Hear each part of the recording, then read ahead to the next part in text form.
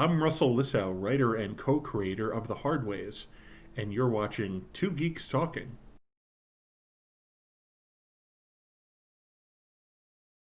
Good morning, afternoon, evening, everyone. Two Geeks Talking is an entertainment industry interview show where we interview the creative people from the comic, film, TV, movie, and video game industries. And of course, I'm your host, Kurt Sasso. We are joined today by not one, not two, but three geeks in total. So it's called Three Geeks Talking today, for today only. They are a comic writer and comic artist in their own rights.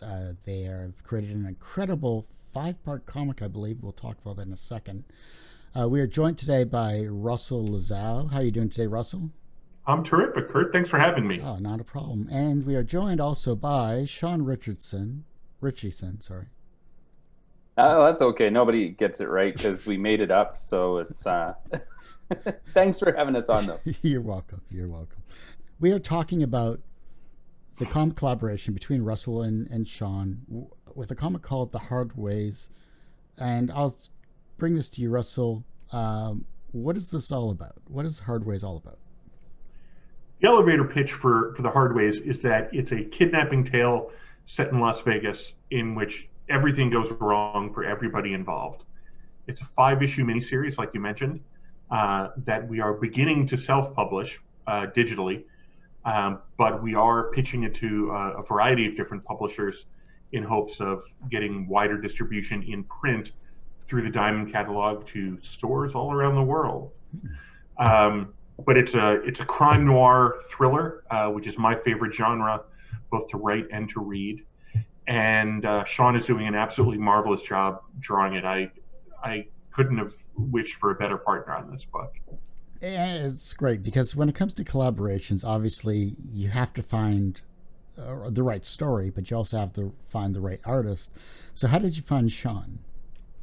Shawn and I were both members of the same comic book community message board. And it had migrated from place to place to place. And I'd become aware of his work through that. And the group of, what would you say, Shawn, 20 or so creators who regularly hung out there really became close, and it led to a lot of friendships and a lot of partnerships between the members of this unfortunately now defunct comic book online community. Yeah, absolutely. It was great. There was a lot of boosting each other's work and stuff, and I think that's how I first became aware of you as well, Russell. Yeah, it was a great way, and I need to join another one of these because they're so healthy, and you just feel so good being in a community like that. You're promoting each other's work, you're asking questions, hey, I'm dealing with writer's block, or I can't figure out a way to transition from this scene to that scene, and it's 20 or 30 other creators of varying talent and varying success. I mean, there were A-listers in that group, there were Z-listers on that group, and it was all just incredibly supportive.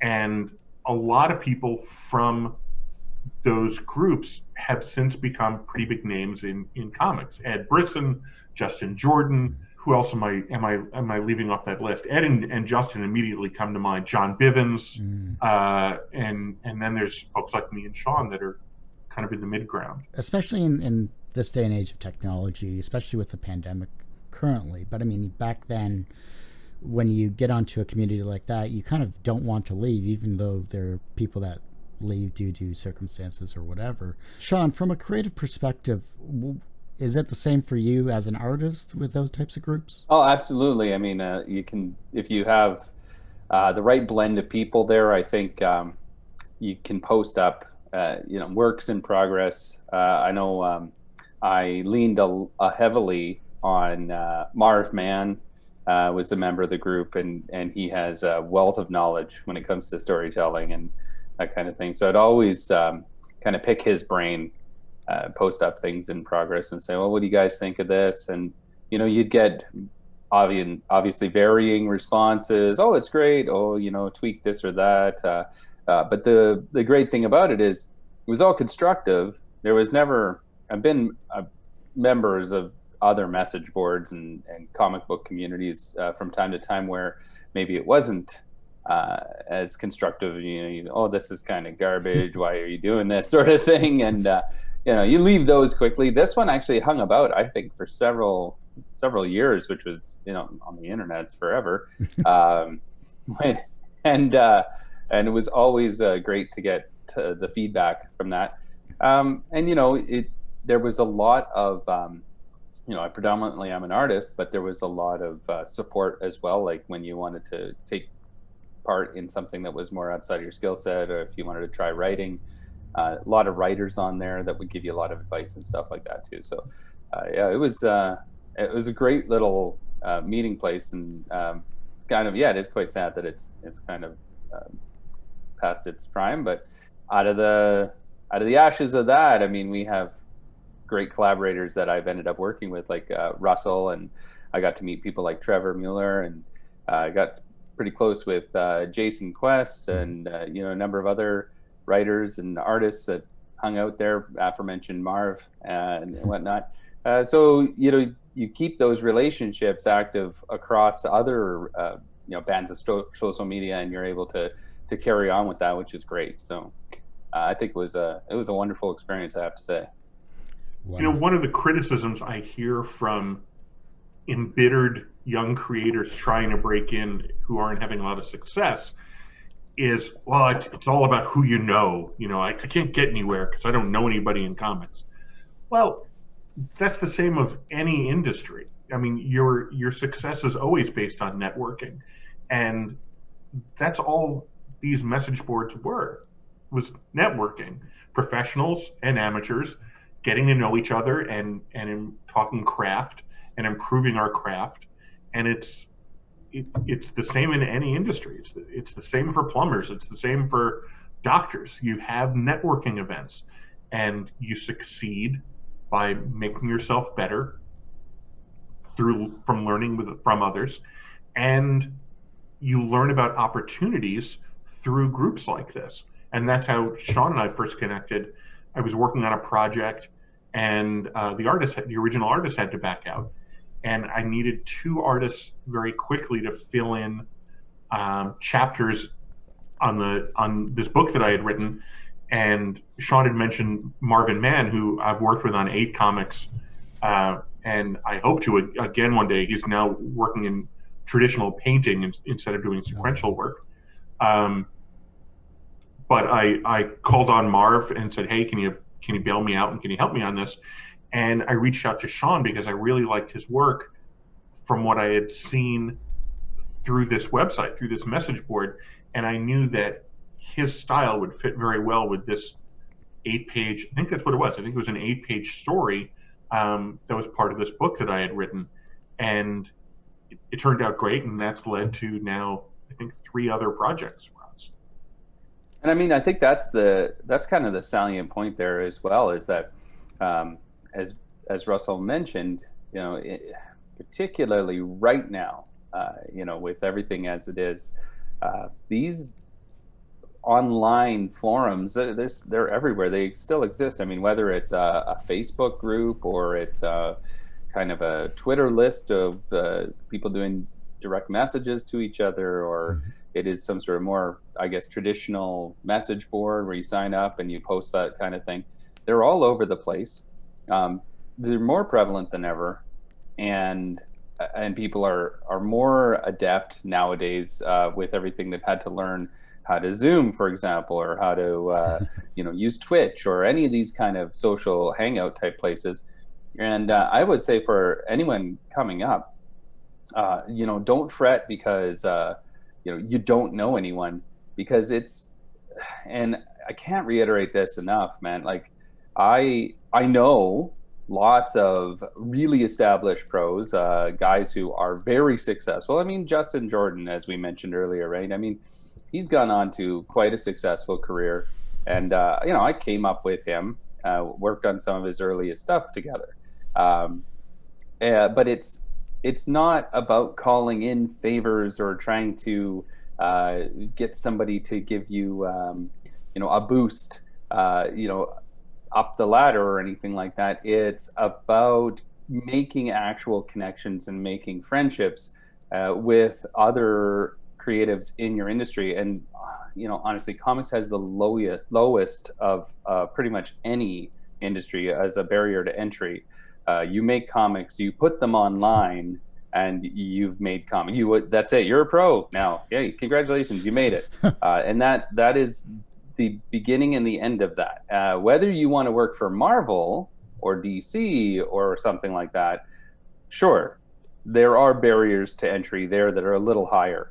But comics in general, anybody can make comics, which is why I love this medium so much. You could tell your sci-fi, space opera, epic, whatever you want, if it's a one-page story, which I've done, or a 1,000-page, rambling Cerebus type of comic, you can do that. It might take you a little longer, but you can do that. And there's no one out there that is going to say, no, you can't do that, right? It's not the same as film. It's not television where you need like a whole crew of thousands of people and a budget of millions to get something off the ground.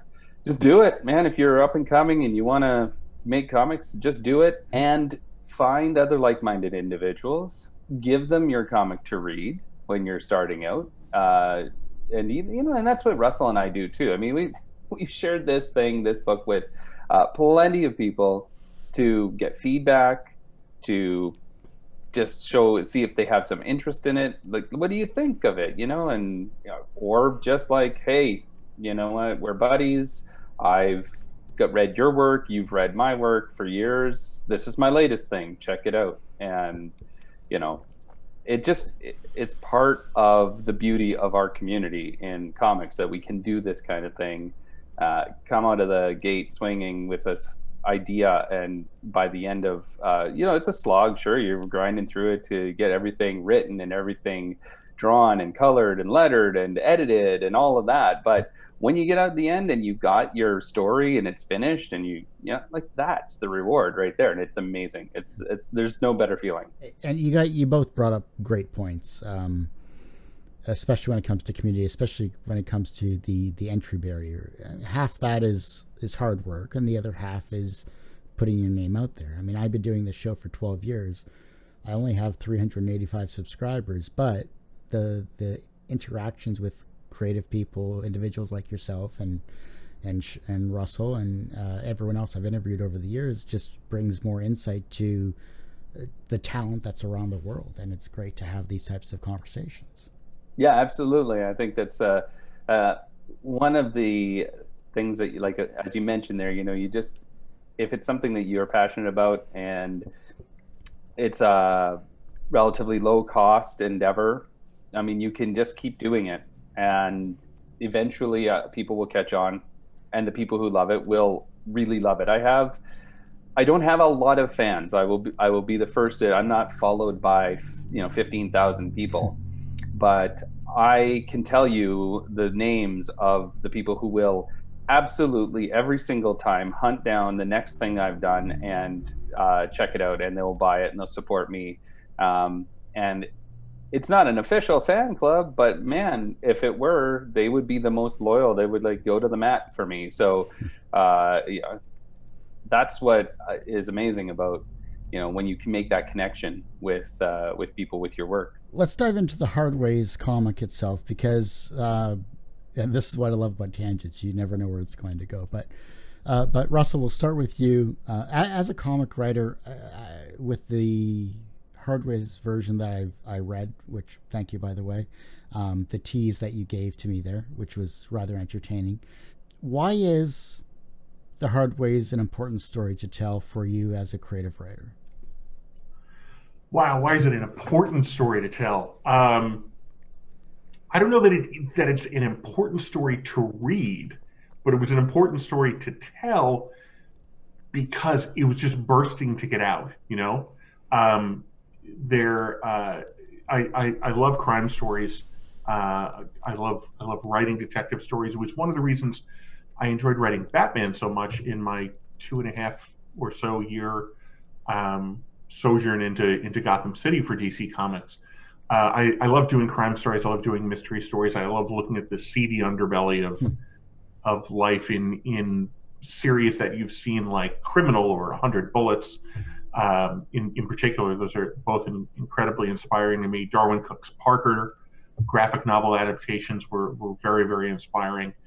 And this was a story that was just bursting to come out. It had to be told. I was kidding a little bit earlier when I said it's not an important story to read.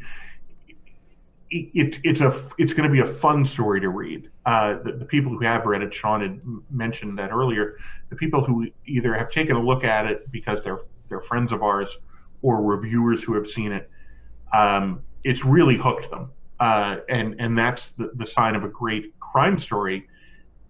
You're hooked. You want to know what happens next. The number of people who I've spoken to who got to the end of chapter 1, the end of issue 1, and they immediately wanted to go on to chapter 2, and they're going to have to wait a couple months for chapter 2 to come out. To me, that's the sign of a really good crime story. That serial nature of comic books works very, very well with crime stories, and this is. I've said it to friends of mine. This is the best thing I've ever written. I love this story. I love the setting. I love the characters. I absolutely love what Shawn is doing in the details. It is when all is said and done, this is going to be my little 5-chapter 4-color opus, and I'm very, very proud of it. But what about so I didn't realize you had a run on Batman. That's my mistake there. How did you get involved with that? Batman is actually how I broke into comics. My very first comic book gig was the lead story in Batman Allies Secret Files 2005, which was the annual that came out in 2005. Oh, wow. And after that, I did some indie work, and then was one of the regular writers on the all ages book, The Batman Strikes, and had that gig for about 2 years, where I was one of, I think there were 4 of us, 4 or 5 writers who regularly switched on and off month to month as to who was writing that all ages series. Cool. And when that was canceled at the end of its run, that's when I really started focusing on indie books. Nice. And it's a little bit of a backwards career trajectory. Most people getting into comics, they start with self-published work. They work for small press, and if they're lucky, they can work for a Marvel or a DC. Whereas I broke in with DC and then had to learn how to self-publish and how to find other artists and how exactly do you choose paper to publish your self-published comic book on, and where do you find printers and all that stuff. And it was a little bit of a reverse learning curve for me, and I've enjoyed it. It's been so much fun to be able to take that experience that I had starting out with DC and then use it to do those indie projects. And it was also cool because I got to use that Batman cred, to find partners and to put on my resume to say, hey, I wrote Batman. I think that shows a prospective artist who I'm reaching out to that I must know at least something about writing. If DC is hiring me to do work, then hopefully they see me as someone good to work with. And initially, that I think that helped a lot. And from an art perspective, then, because I got to read the book, and Shawn, your artwork is just beautiful, by the way. Well, thank you. I really found that your dynamic use of action was just beautiful. Like just your placement of your characters and everything like that, and the action of the dice, just subtle things like that I found entertaining overall. So thanks for letting me at least see that. But when you saw the script for this book, what was the first thing that came to mind? So Russell isn't wrong. I mean, it is one of the best things that I've read that he's written, and that just inspires me as an artist to try to up my game. And I mean, I think I want to kind of jump back to the question that you originally asked Russell. Is like, why is this important for people to read? And he said, well, it's not. And I, in the terms of any media, any entertainment, there's nothing that's really, I don't think, really important for people to read or to view or whatever. Everybody's got preferences, but in terms of this story and why it's important to read, if you're a fan of either of us, or if you're interested in either of our work, this story, I would also like to echo what Russell said, is bringing my best work out as well. I also am a huge fan of this genre. I cut my teeth in this genre. One of my first published works was a story set in Vegas, and it was sort of a crime caper. So this is kind of revisiting that. But you don't usually get to do that in a career that frequently, where you can go back and say, yeah, so when I was really green, I wanted to tell this story, or a story like this, and I didn't really do it the justice that I really wanted to. And now I'm much more experienced, and I have much better handle on what I'm doing with, my art and my storytelling. And I'm going to take, what I've learned over the last 15 or 20 years, and I'm going to apply it to this genre and this story type that I love. And this script is, it is, as Russell said, is so fun. It is the exact same kind of thing, that you hope to find, like an Ocean's 11 or a Goodfellas. We've been using these as touchstones, the Suicide Kings. Mm-hmm. This kind of story where you're just kind of at the edge of your seat. What's happening to these characters? There's nothing good about them. They're all terrible people. And are they going to get their comeuppance? Are they going to get away with it? What's going to happen next?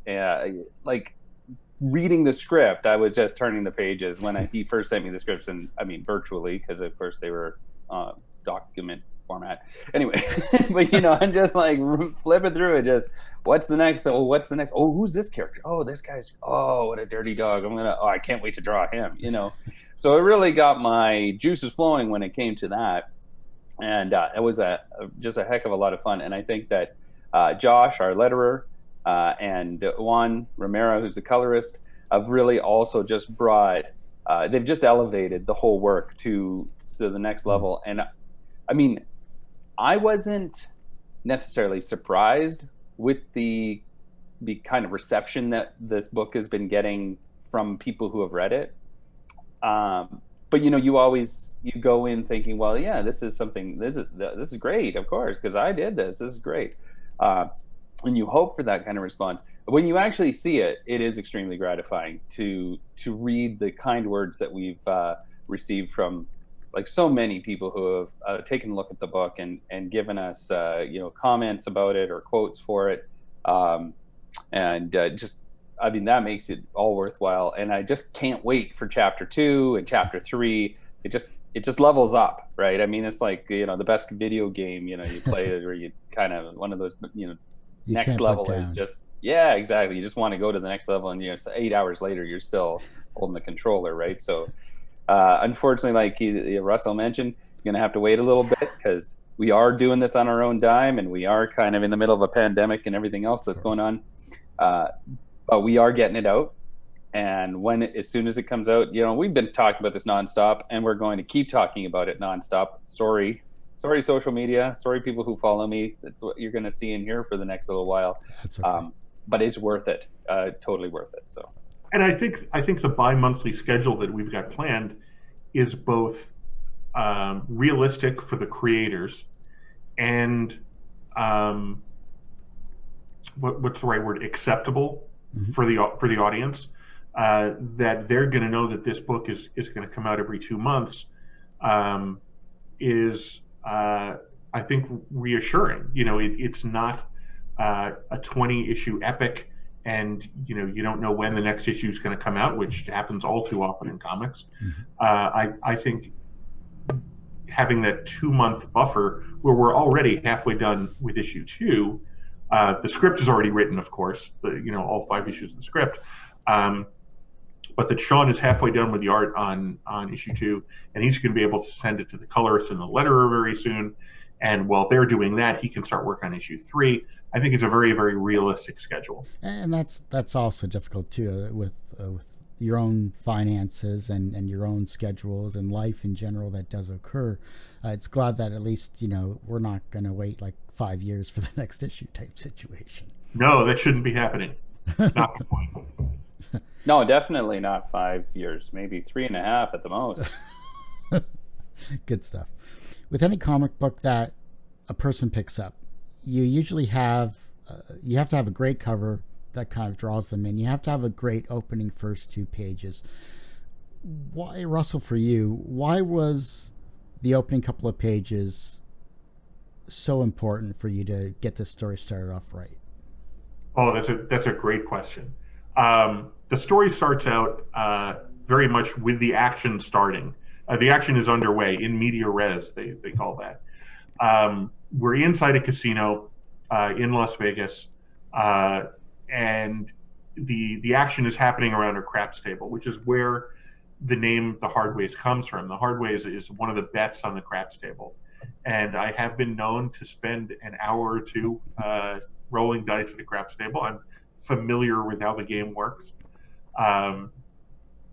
and the action at a craps table is really fantastic. If you've never gambled, if you've never set foot in the casino, there's more action around a craps table than anywhere else in a casino. There's people placing all kinds of bets. There are 3 dealers. There's a lot of action. There's a lot of activity, and it's an exciting place. It's the most exciting place in a casino. Is the craps pit, and that's where we meet our protagonist, Maury, and he's got the dice. He's the shooter, and he's making bets left and right, and immediately winning. The guy's on a hot streak. It's fantastic. The femme fatale shows up, the woman who he's got his eye on, and things are just looking up for Maury. And as you can imagine, as I said, this is a kidnapping story.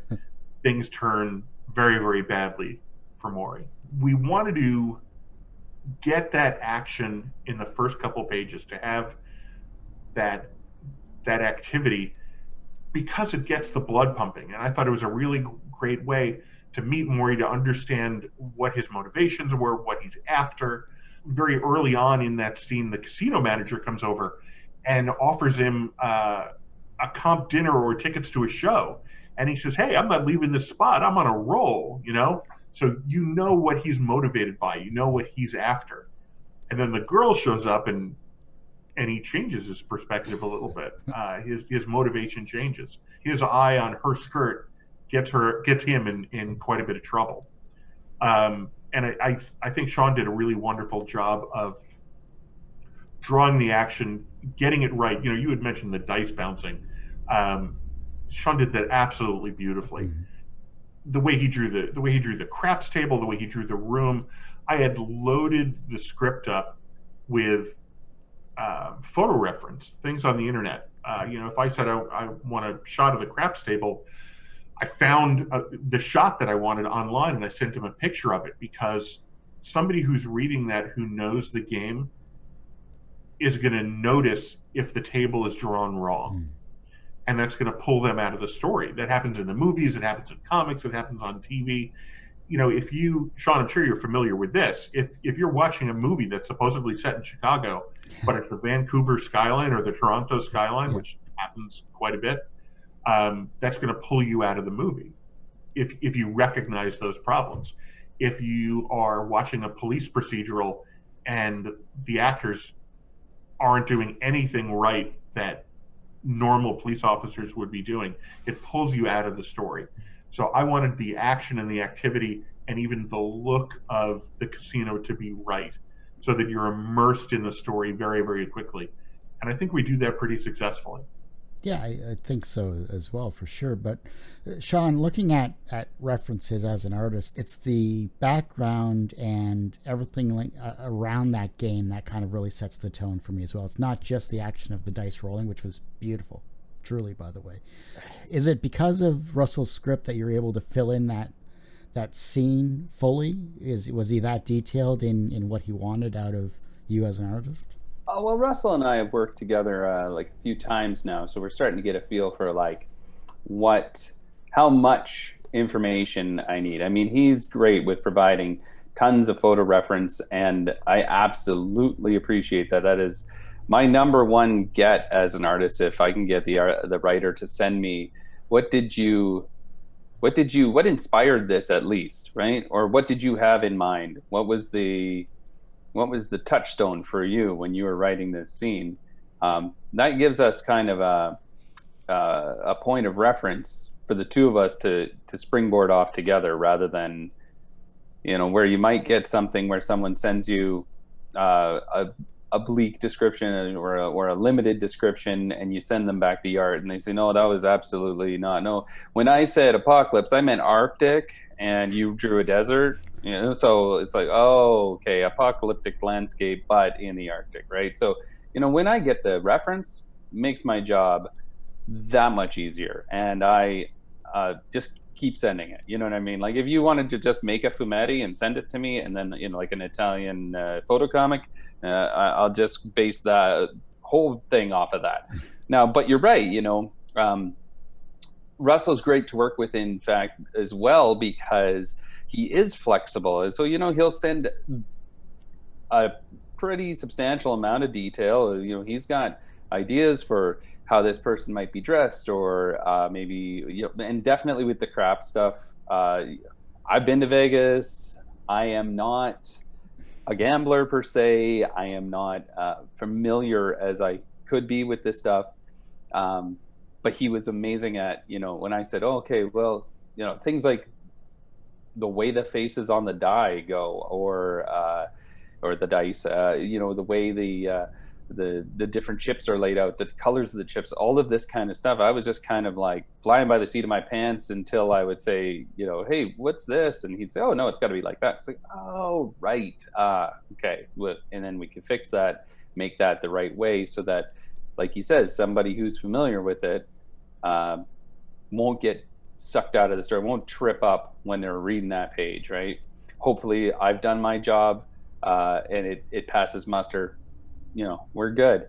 But like, for someone who's never seen it, who doesn't gamble like you and I, Kurt, I just wanted to get that ambiance. I wanted to get that feel, like, if you've never been to a Vegas casino, this is kind of what it's like. I wanted to have that same sense that you would get from watching, like the movie Casino, or something else, Leaving Las Vegas, or anything where they set something in these Ocean's 11, set something in these big palatial gambling dens, and you walk in there, and I wanted you to hear the noises of the machines dinging and the bells going off and alarms ringing as people are winning and cheering, and the dice rolling on that. I want that, because comics is only a visual medium. I wanted that sense to be there. You could feel it was a bit immersive. And so, there was a lot of little Easter eggs in the background. I've snuck, hidden characters in, tried to fill up the space in the background without making it, of course, that's the line that you're walking, is to fill up that background and make it look immersive, but also not too busy, so you could still read the action that's going on the page. So, and I have to say, the colorist, Juan Romero, he helped me out with that immensely, in the sense that were a number of pages where I thought, oh, maybe this is going to be kind of hard to read. And we were toying with going in black and white. And I got the pages back from Juan, and I thought, you know what? I think going in color was a great idea, because now he's pulling the focus to where it belongs, but you still get that sense of like, oh, this is a busy, crowded room, and there's like, people are having fun, and some people are losing their shirts, some people are winning big, and maybe there's a seedy guy over there by the bar, and this kind of stuff. Like, so who's that hot chick walking up? This kind of thing, that is all of those elements of the best kind of crime, Vegas thriller type of stories. So speaking to the initial question of how does Russell rate on sending the script with the kind of reference material and the detail level, I couldn't ask for someone better when it comes to that. He's really got my back on that stuff. So, and always has an answer for me,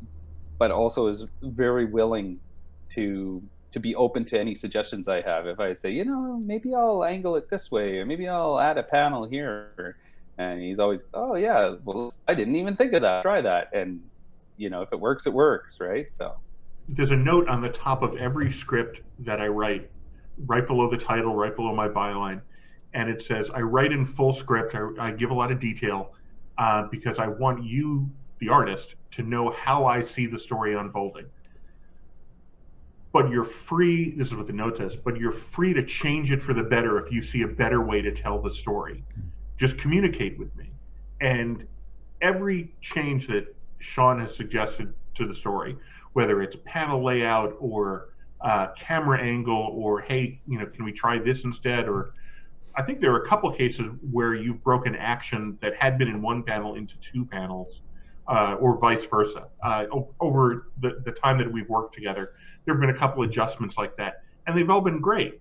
And I trust Shawn as an artist. It's why I keep going back to him to be a creative partner. As much as we joke about this, the artist, when I'm working with an artist, I know that artists are more than just pencil monkeys. You're not just an extension of my arm. I want an equal partner on this creative project. And Shawn certainly is that. And my books are better because you've worked on them, and the Hardways certainly is better because you're drawing it. Well, back at you, man. Like, you've made my life a lot easier with the scripts and that we've collaborated on.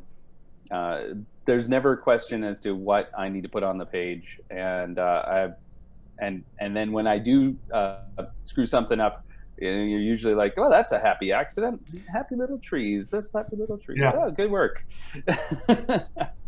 Now we've got to revisit chapter 1, though, because I've decided to set the whole thing in the 1940s. Oh, well, that's no problem. Then I'm...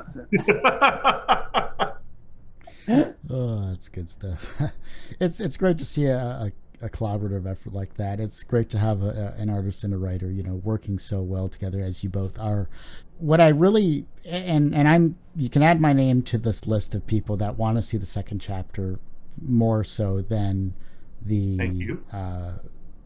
Than what I've read. It's what you've done in this first chapter is incredible. I hate you all for making me wait for the next couple of months, but I'll make do.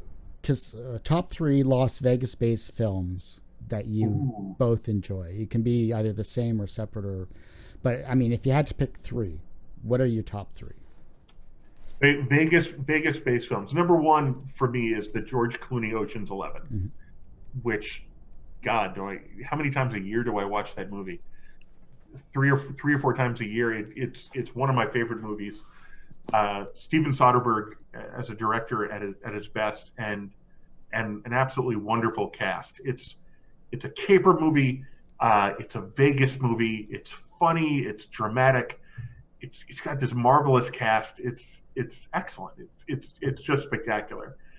Number 2, I've got to say Casino. De Niro and Pesci, together in Las Vegas. Sharon Stone as just a conniving evil woman, and again a great supporting cast. Don Rickles, Don Rickles as a casino manager, and a period piece too. So you get to see not modern Vegas, but Vegas in the 70s before it really went corporate, when it was still mob run.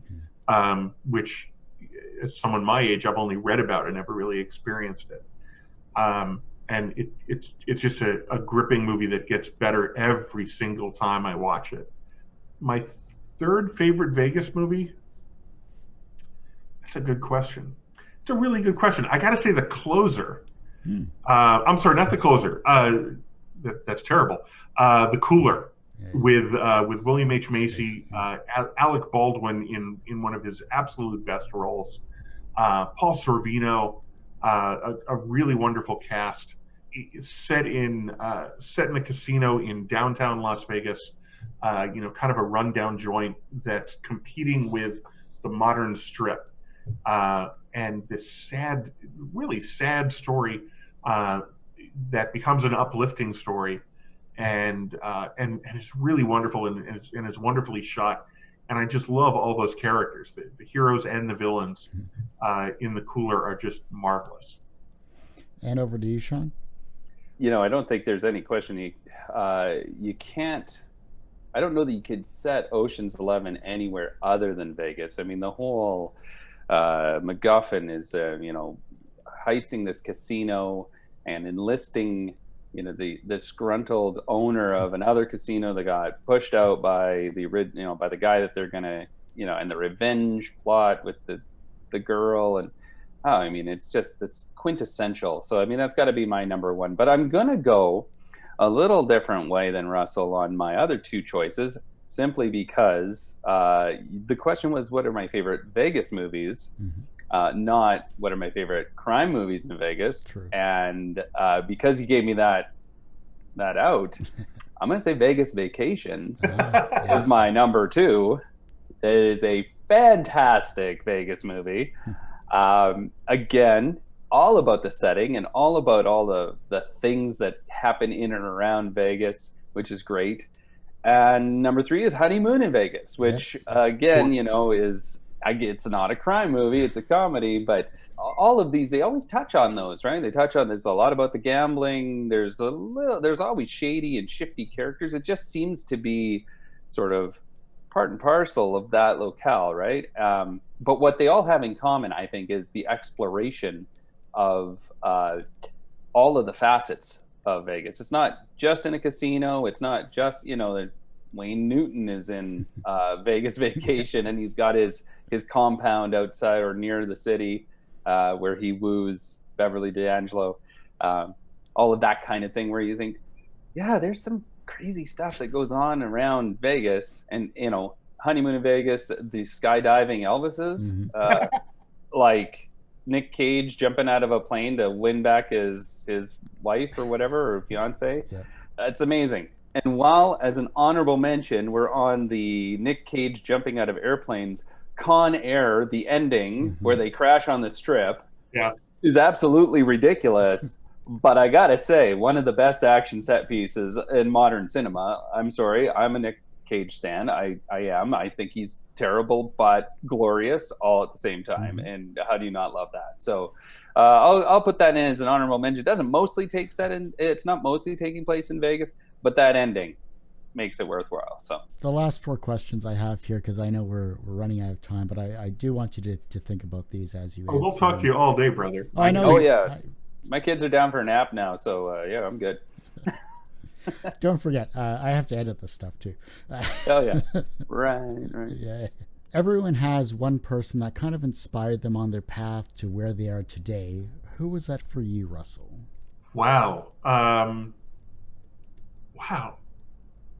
The person who inspired me on the path that I'm on today. I'm going to say my maternal grandfather. My maternal grandfather, Irving Cohen, used to play Batman and Robin with me. When I was 4 or 5, we'd tie towels around our necks and run around the house and play Batman and Robin. And he bought me my first comics. He was the guy who, as a kid, would take me to the comic book store and really helped me develop that love of comic books. And I think he did it just because he was a good grandfather, but if it wasn't for him encouraging my love of reading and my love of comic books, I don't think I'd be talking to you guys today. And for you, Shawn? Oh man, like to narrow it down to one person seems tough, because my dad bought me my first comic books to help me to kind of learn to read, but he wasn't a big comic book fan. He read a few. We had a shared love of Savage Sword of Conan growing up. When I was growing up, he would buy them every month, and I would read his copies, and he kept them in a box, so I'd reread them. You have artistic heroes like speaking of, like John Buscema, Mike Zack. Those are the guys that when I was little and I was reading those adventure comics and the superhero comics, I would see that stuff and I just like, oh, I want to draw like those guys. I love storytelling the way they do. And that stuff is, usually what you get a list on your inspiration. I'm going to go a little cheesy though. I'm going to go a little, and I'm going to say my wife is the reason that I know. She's the reason that I'm doing what I do today and that I keep doing what I do, because without her support, we've got 3 kids. That's a lot of work. We both work day jobs. We're both at ambulance dispatch. It's a relatively stressful job, and but it's great because it gives me an outlet to also draw. But she always makes sure that I have time to do stuff when I need time to do stuff. She makes sure, she tries to help me keep on time. She's very good at a project manager. She's very, I've always said to her, like, you should really do this for me professionally. And she says, when you can pay me, I will. And so, but she, like, when I'm down on it, I'm like, oh, I thought this would have a better reception, or, oh, I didn't get that gig or whatever. She says, whatever, just do this other thing that you were planning on doing. You told me about you wanted to do. Okay, go, do that. There's another avenue. Keep chipping away at it. And she's also a great editor as well, because, years ago when I was starting out, as we've been together pretty much as long as I've been drawing comics, she would say things like, I don't know why you draw such ugly women. Is that a purposeful choice? And I would say, no, I just suck at drawing beautiful ladies. But now you read the Hardways. I got some beautiful ladies in there. And that is, due to her influence of saying, like, here, look at, this is how this guy draws ladies. Why don't you draw them like that? Things along the sense of just being around to help me manage my life outside of comics, and making sure that the crushing load of every day doesn't stop me from pursuing the thing that I want to do. And she's always been there like that. So 100%, she is the reason that I continue to be on the path. And like Russell says, like, you probably wouldn't be here doing this. And as I often say to her, I would be living in some sort of 1-bedroom or bachelor pad, probably working at a Quickie Mart, like, with no prospects if it weren't for her. So pretty much everything I owed to that lady, and she keeps it real too. So that's the other benefit to that. So she's in the room, isn't she? Actually, she is sleeping after night shift, and this is this is the kind of like existence that we have, is like frequently we don't see each other for several days at a time, because we work 12-hour shifts at our day jobs, and it's 24/7 operation. So sometimes she comes home, we say, oh, good night, see you later, see you in 8 hours when you wake up, and okay, I've got the boys, and that's life. It's hectic, but I wouldn't have it any other way, and I still get to make comics, so it's the win-win. Professionally, you're successful. You've been a comic book writer for DC. You've done your own work now with the Hardways, and you've had much success in your career with other projects that I've come across. Do you consider yourself personally successful? Do I consider myself personally successful? That's a deep question, man. I'm on my way. Do I consider myself personally successful? Life is a journey, and you should never be satisfied with where you are, because I think once you stop moving, you stagnate and die. Am I successful in all things in life? No. Wish I was a better father. I wish I was a better friend to a lot of my friends. Do I make good comics? Yeah. My day job, I'm a newspaper reporter. Am I good at that job? Yeah. but it's all parts of a whole, and I can always be doing better. I think that's my answer. I can always be doing better. And for you, Shawn, from what I've researched on you, your artwork is truly your artwork is beautiful, from the early stuff that I've seen to what you're currently working on with the Hardways. So from a professional standpoint, you're doing extremely well that way. Do you consider yourself personally successful?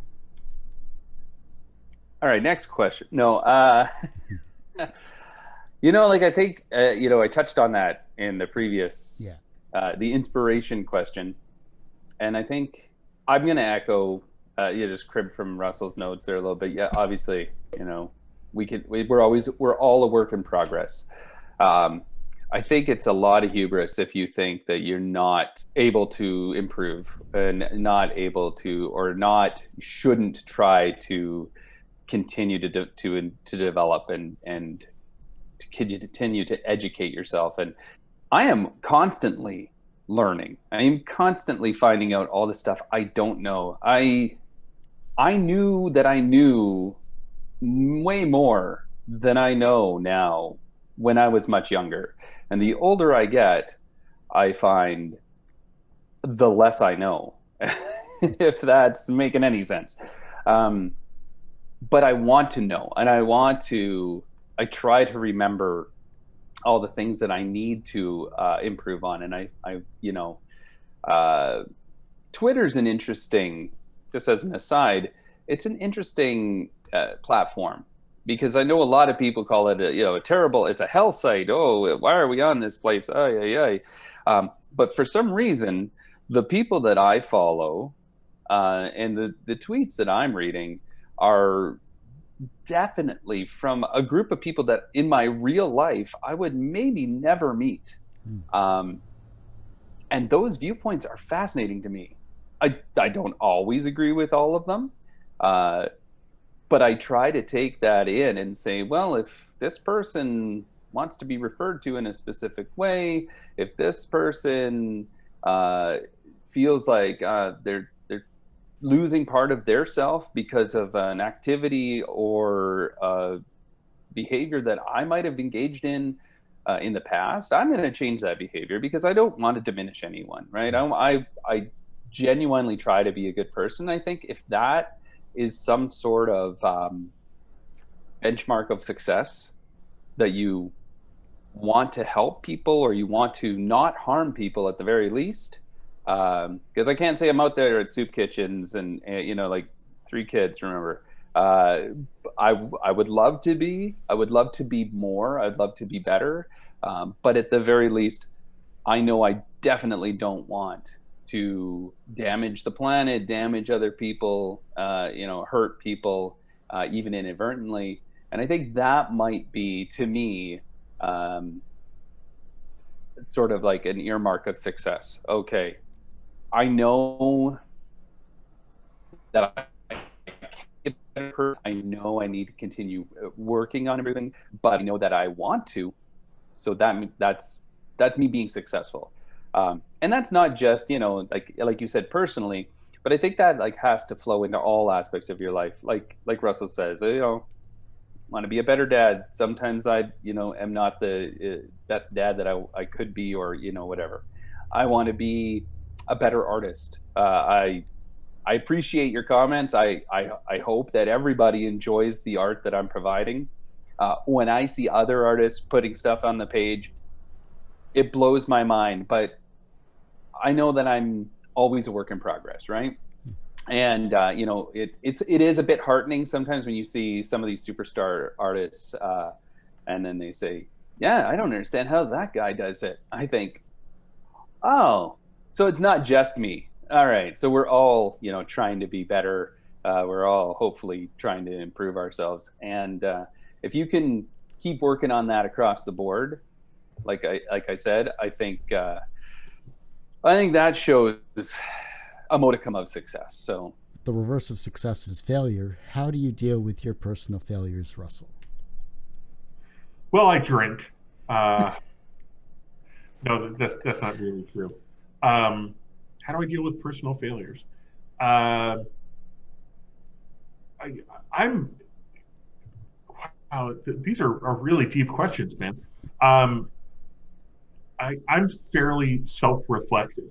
Um, I think I'm pretty self-aware, and a lot of that comes with age and with years and years of therapy. I don't always recognize it in the moment, but usually after the fact, pretty quickly, I recognize if I've screwed up or where I went wrong or if I made a mistake.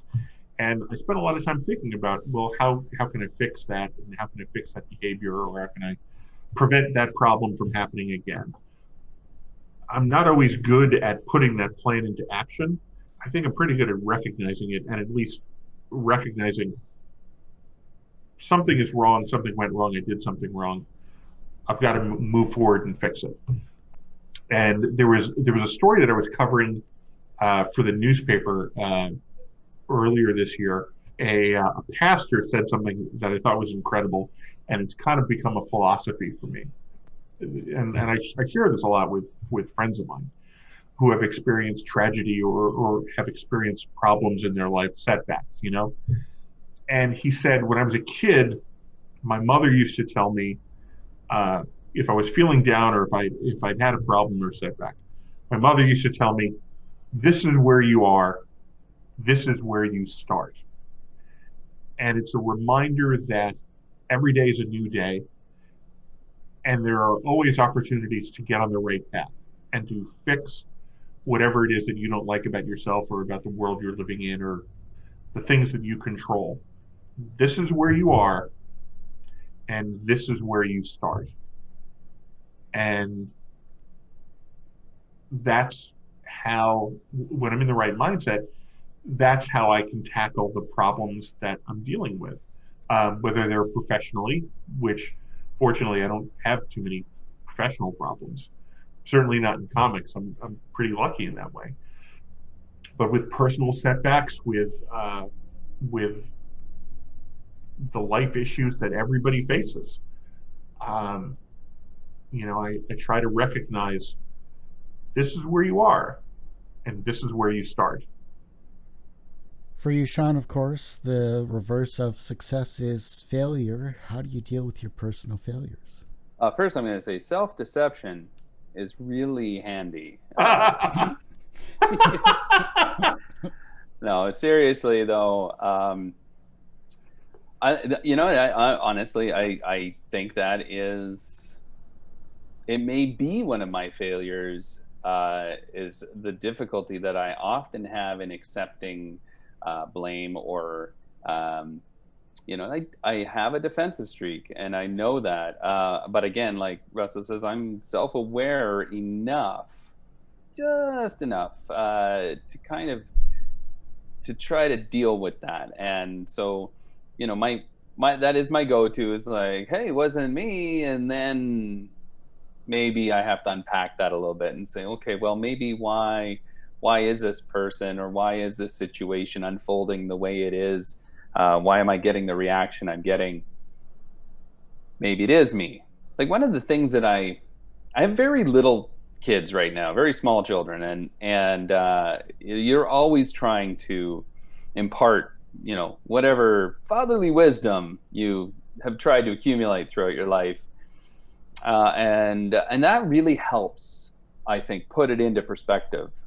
Certainly if you are at least like the least bit introspective, you try to look at yourself and say, okay, how do I make this tiny human better than I am? So one of the things that I always, I do try to impart to them is, you take a minute, you step back, you breathe, get yourself under control, and try to take a look at the situation from the other person's point of view, and ask what they need.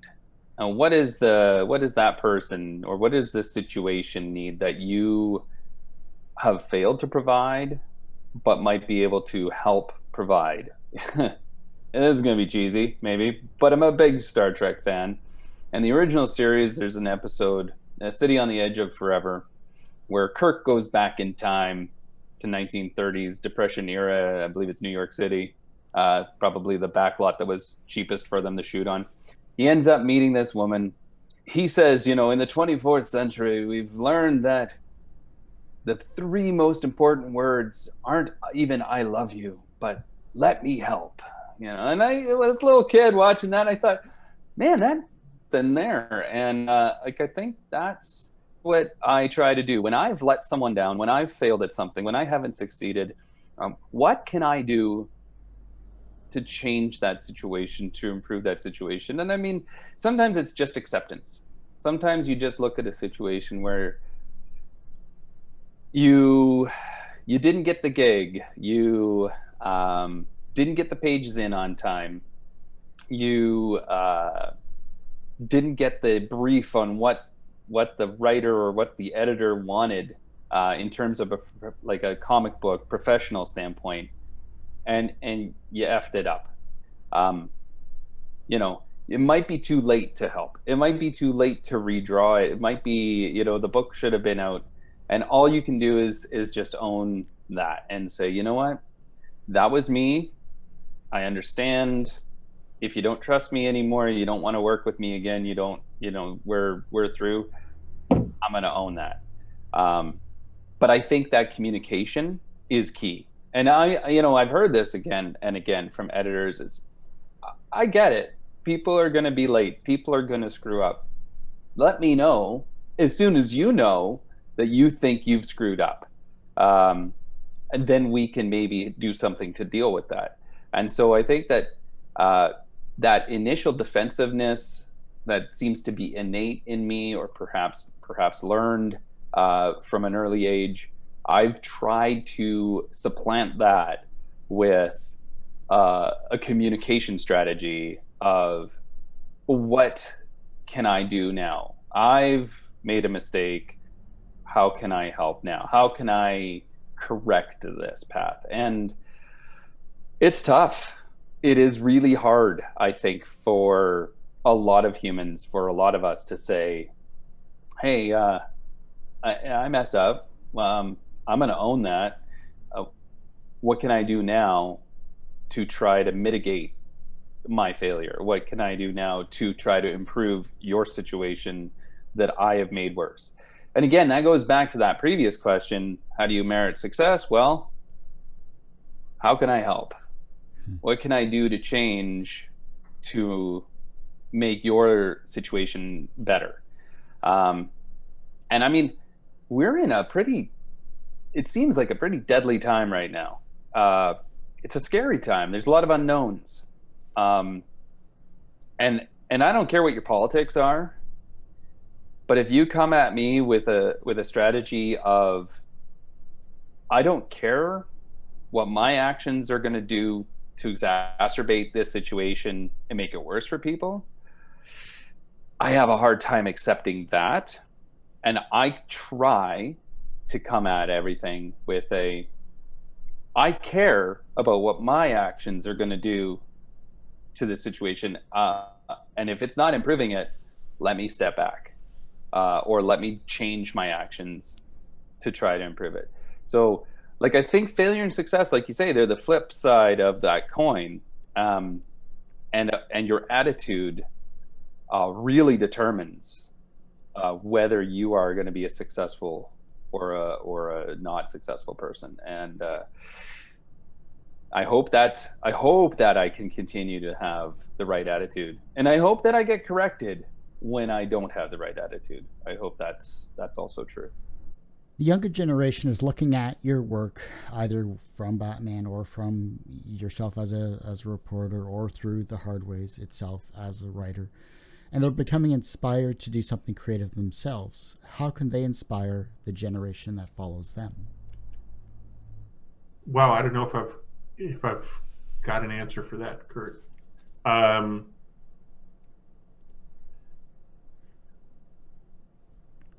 This is, you're going to want to delete my answer to this.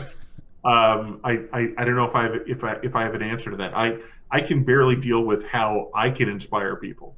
I wouldn't even begin to imagine how to tell somebody else to inspire the generation after them. So I don't really know how to answer that.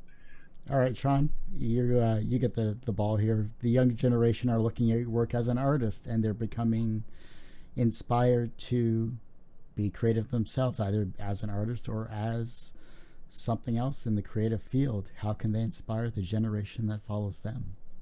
Well, I mean, it's only fair. Russell's gone first on all of these, and I've been able to bounce off him. Like the 3 Vegas movies, the whole time he was talking, I was thinking. So, but I have an idea, assuming that the premise is sound and I'm actually inspiring people, that would be a tremendous honor. I think the way that I like to work is I like to find stuff I'm passionate about. When Russell came at me with this story, I remember him saying, I put this in a drawer. It wasn't working for me. It was not the story that I wanted to tell for a while. And then we started working together, and he found a way into the story. And I'm not going to claim any kind of responsibility or any kind of inspiration for him, but just happened that getting to work together, I wanted to continue working with him because the stories that he was sending me were clearly written from a point of view of a passion, point of view of, from his heart. It was something that, like the first one he tagged me in on, was great. It had like a sci-fi post-apocalyptic trope to it, and yet, you'll have to go back and read it. But it was Rubicon. Yeah. And I'm assuming it's on his site if you want to pick it up. But I highly, highly encourage you to do so, because at the heart of it, there's a love story in there, which is clearly written from a place that Russell very deeply felt. And on to the next story, and the next story that we wrote. And you can work in corporate comics, and I'm not ever knocking that, because everybody who works there is very happy, I think, in general. And my God, yeah, of course I would kill for a chance to draw Spider-Man or Batman. I am somewhat envious of Russell having had a chance to play with the Dark Knight, and I love drawing Batman. He's my go-to guy often when I'm doing sketches and things. And I think you can bring your passion to that. But I think that what indie comics, when you continue working as an independent, it's because you have that passion, you have that point of view, you have that story that you need to still tell. And as touching back to what Russell said about why is it important for people to read the Hardways, maybe this speaks to that as well, because as he said, it was an important story for him to tell because it was in there and needed to come out. Eventually, he found that key to that lock, and it was the story that needed to be told. And I think that can continue on, can pass on to the people who read it. And if there is somebody who's contemplating, like, I want to do something creative and I don't know what it is, and I read this book and I think, oh my God, this is really cool. People are doing this kind of thing. I mean, it's not just Batman and Spider-Man and Superman out there, this is comics too. Great. That's what we want to pass on. We want to inspire other people to tell their stories that they have to tell. And this is it's an ideal medium to do it in, because as I said, there's a very low barrier to entry. And if you've got that creative urge and you want to tell a story, comics is just absolutely the best way to do it. And I think that if I was to say to someone coming up who's just starting comics, that's my number one piece of advice, is tell the story that you need to tell. Tell the story that no one else can tell. And it might be a story that you think other people have already told or are better suited to tell, or but they're not going to have your eye to do it, your insight, your passion, and if you're operating from that spot, if you're operating from that, I need to tell this story, this is gnawing at me, it needs to get out there, then that is the key to creating beautiful art, to creating great art. You're not going to draw like anybody else. You're not going to write like anybody else. You're going to do your own thing. That's exactly what you need to do. And that's what inspired me. I mean, I saw guys who, obviously I read a lot of corporate comics coming up, but they were still bringing a passion to it, clearly bringing a passion to telling these stories. As much as it was a day job, that Kirby wasn't coming up with all of that incredible fourth world Mr. Miracle stuff. And that stuff has clearly inspired guys like Tom King and Mitch Gerads to do the Mr. Miracle, the beautiful stuff that they did on that miniseries. And some kid's going to pick that up and they're going to see that take on it. And they're going to go, oh my God, that I identify with, and I want to tell a story about these characters. But I also came from a lot of indie books growing up. I mean, one of my favorite books growing up was called Elf Quest. I mean, I'm sure everybody knows about it, but Wendy Peeney, Richard Peeney, wanted to tell this story. It turned into this massive empire epic, volumes and volumes of sci-fi fantasy elves, diminutive stature, giant ears. I did nothing but draw Skywise and Cutter for probably 6 years when I was reading those stories, and definitely fueled my desire to make comics, to make fantasy books, to make science fiction books, and to get into telling the stories that I wanted to tell too. So if there's any way to inspire a future generation, if I'm actually doing that, I think that would be the key right there. You don't get out of it, man. All right.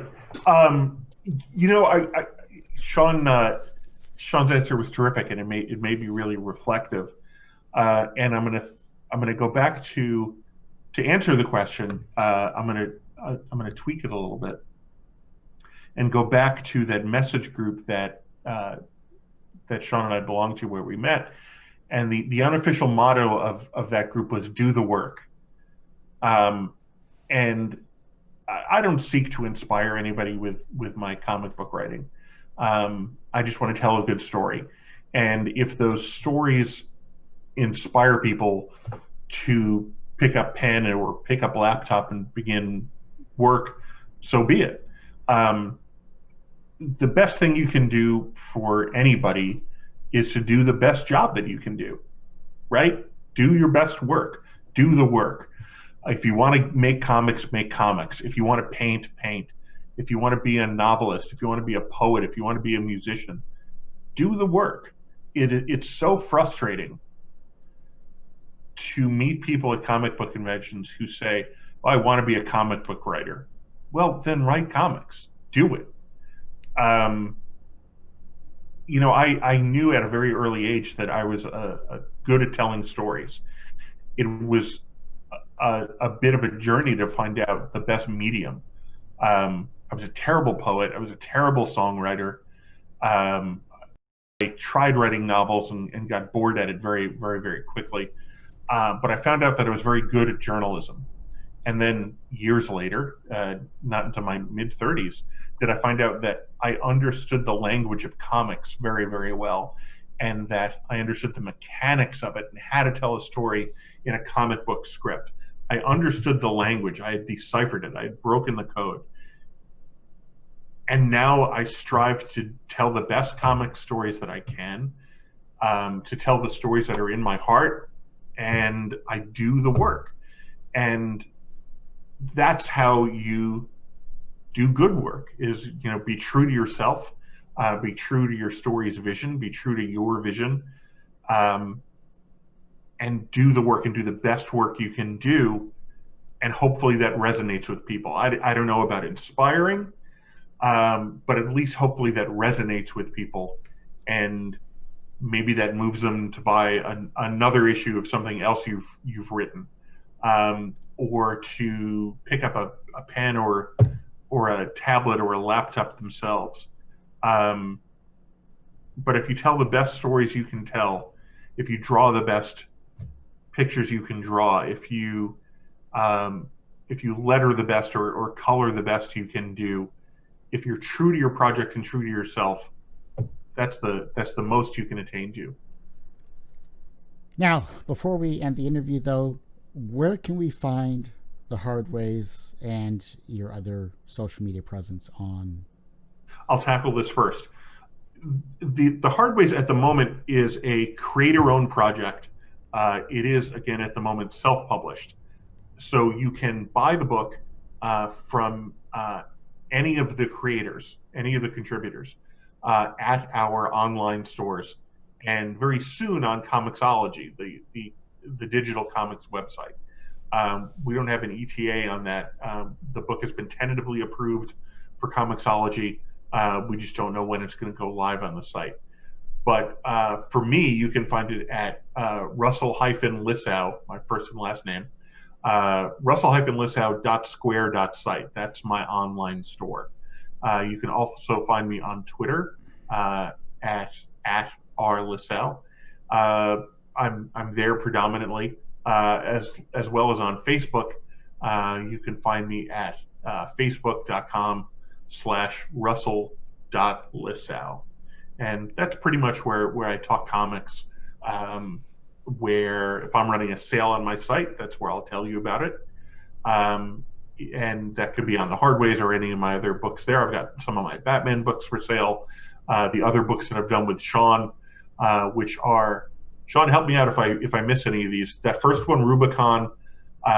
Then there was a sci-fi gambling story called Busted. Mm-hmm. And then we did a slice of life drama story called Summer. And now we've got the Hardways. And that's where you can find me and my work. I want to make sure that people are aware that right now we are in a pandemic and we are not selling copies of this at our tables. So it's a digital first. Yes. Yes. Yeah. So you get a DRM free from the creators, DRM free exclusive edition. Ooh, with all of that extra material in the back, scripts and sketches, all the good stuff. With the 20-page story at the front, which will be continued, as we said, bi-monthly. Is that right? Is that the right term? Every 2 months is bi-monthly? All right. Terrible at math. I don't know if that's related. And we're selling that from Russell's store, as he mentioned. I believe you can get it from Josh, the letterer, joshsouthall.com. And you can get it from me. And I am at Wonder Realm. So as I was being clever, I came up with this name for my studio several years ago. I've never let it go. Like a dog with a bone. It's WONDEREALM. So it's Wonder Realm, but it's all like kind of mashed together. wonderrealm-shop.square.site. I have a portfolio site where people could check out just some different pages that I've done, kind of my more recent work. I haven't updated it that frequently, but it's pretty recent, and that's just Wonder Realm, the same wonderrealm.com. I'm on Twitter at Shawn Richison. So that keeps it a little bit. I have a Facebook, but it's kind of mostly for my mom. So like I can post pictures of her grandkids. So I don't really, I chat on there about comics and stuff, but if you find me on there, probably under my name. I don't keep track of that. Have a Tumblr.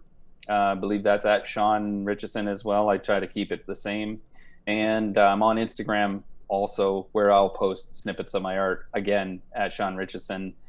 So I've got, various and sundry social media. You'll most likely see me active on Twitter, because that's where I try to keep in touch with other people, other creators in comics. It's my most comics-centric Although, forgive me, in our times these days, I am a little political as well. So you'll have to deal with that if you follow me on Twitter. Those are the four main branches of the Wonder Realm tree. And I hope to see you guys all on there. And really hope you guys check out the Hardways. I think you'll have a blast with it. Shawn touched on something that I should have mentioned earlier, and I'm glad he did. This is normally a book that we would self-publish and sell at cons. There are no cons now. And the few that are, boy, I wouldn't exhibit at a convention now if you threw a bucket of money at me. So we decided to go digital only with this, and it's the first time we've done that. It also allows us to bring on Juan Romero as a colorist, because printing in color, if we were to print a hard copy, is so much more expensive than printing in black and white. But because we're digital only right now, we can have a colorist, and it's a less expensive project. What that means is we get to pass that savings on to you. Comixology will have the 20-page first issue.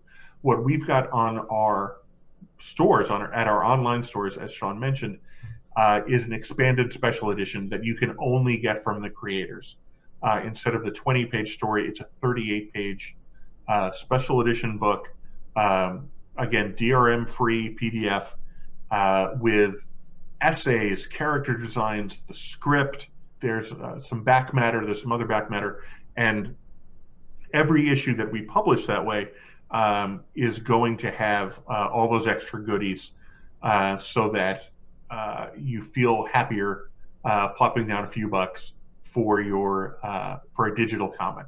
But again, we're also pitching it. We're actively pitching it to publishers. We've got some looking at it now that are pretty excited about it.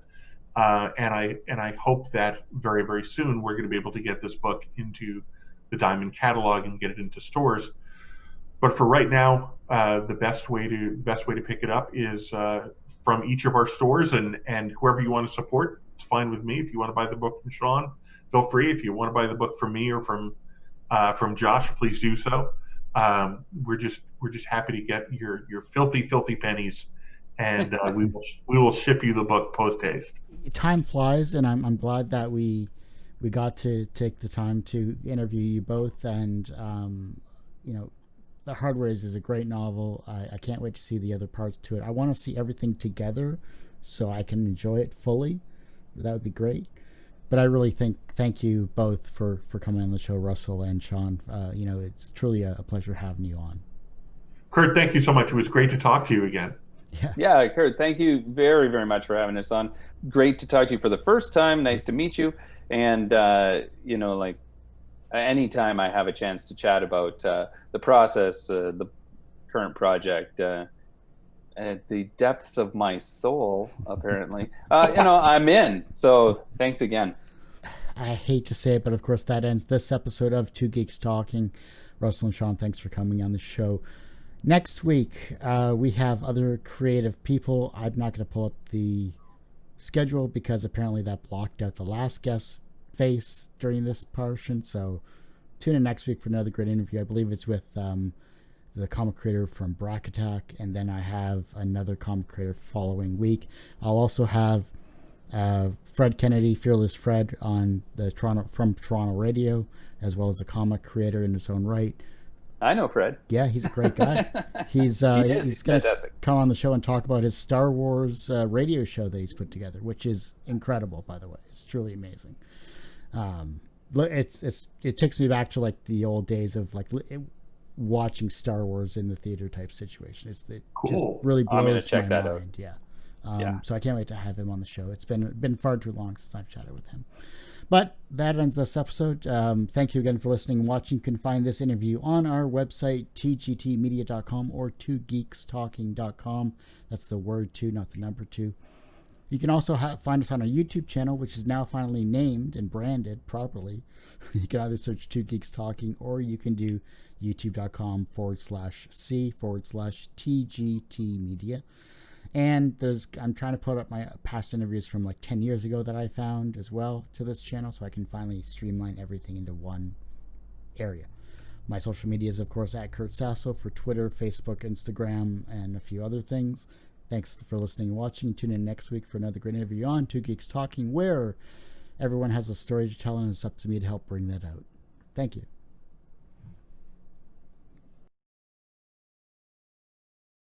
Hey guys, this is Frank Ogle, writer of Dead End Kids and No Heroin. You recently heard me on the show to talk about my new book, Dead End Kids: The Suburban Job. Dead End Kids: The Suburban Job follows 3 former friends who have all been deeply affected by the events of September 11th as they struggle alone to cope with the long-term effects of that tragic day and what happens to them when they find a bag of cash stolen from a local drug kingpin. I just wanted to drop by and remind you guys that Dead End Kids: The Suburban Job is currently up for pre-order. For those of you who haven't checked out the original Dead End Kids, The Suburban Job is a fresh start, a new cast and a new place with a new crime. For those of you who love the original series, we've got the entire creative team back together again to bring you more of what you loved the first time around. But whether you're a new or returning reader, I think you'll really dig the new series. If you want to check out Dead End Kids: The Suburban Job, be sure to get your pre-orders in at your local comic shop by December 4th. Hey, all, Kurt Sasso here from Two Geeks Talking. If you like this video and these quick clips here, make sure you take a look at our YouTube channel, youtube.com/TGT Media. Make sure you hit the like button and subscribe as well. Hit the bell to make sure you get notifications, of course, from videos like this here. Thank you, everyone, for listening and watching over the years, and keep listening and watching for new and exciting interviews with talented and creative people in the entertainment industry. I'm your host, Kurt Sasso. Thank you so much.